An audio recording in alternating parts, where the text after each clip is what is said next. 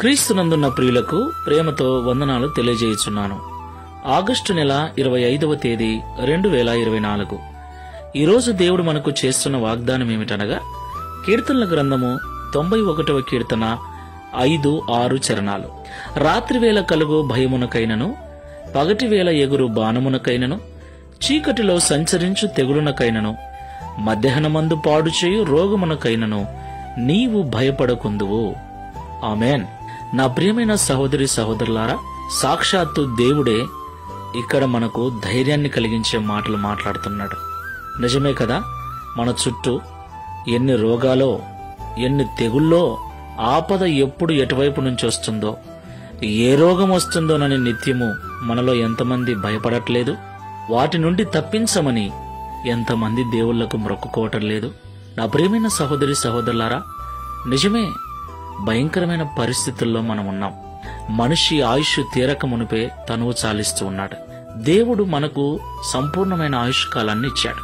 ఆయన మనకు నియమించినటువంటి దినములు పూర్తయ్యేంత వరకు కూడా మనం చావకూడదు.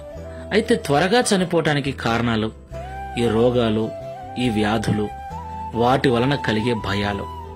అయితే ప్రభు అంటున్నాడు, వీటికి నీవు భయపడకుందువు అని. దేవునికి మహిమ కలుగునుగాక. నా ప్రియమైన సహోదరి సహోదరులారా, నిజానికి ఈ లోకంలో రోగాలకు, తెగుళ్లకు భయపడిన వారు ఎవరూ లేరు. ఒకవేళ ఉన్నాడు అలాంటి వ్యక్తి అంటే అతడు నిశ్చయముగా మహోన్నతుడైన దేవుని చాటున నివసించువాడే.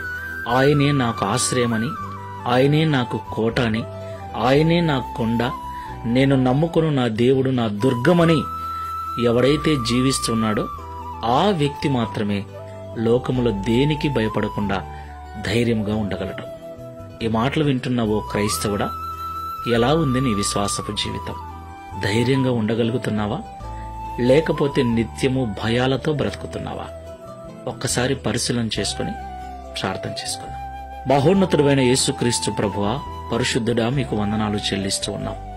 అవును ప్రభువా, మా చుట్టూ ఎన్నో తెగుళ్ళు, ఎన్నో రోగాలు, ఎన్నో భయంకరమైన చీకటి శక్తుల ప్రభావాలు, వాటి మధ్యలో మేము జీవిస్తూ ఉన్నాం.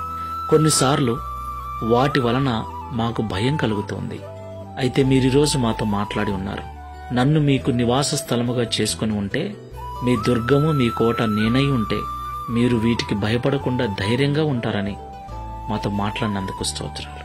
ప్రియ తండ్రి, ఈ ప్రార్థనలో ఏకీవిస్తున్న మేమందరం ఈ భూమి మీద మీరు మాకిచ్చిన ఆయుష్ కాలమంతయు ధైర్యముగా జీవించినట్లుగా నీ యందు విశ్వాసము కలిగి నిన్ను నివాస స్థలముగా చేసుకుని మా ప్రభువు మాకున్నాడన్న ధైర్యముతో బ్రతుకుటకు సహాయం చేయమని, తద్వారా ఈ దిన వాగ్దానమును మా అందరి జీవితంలో నెరవేర్చి మీ నామమును మహిమపరచుకుని యేసుక్రీస్తు వారి నామములో ప్రార్థించి వేడుకుంటున్నాము తండ్రి.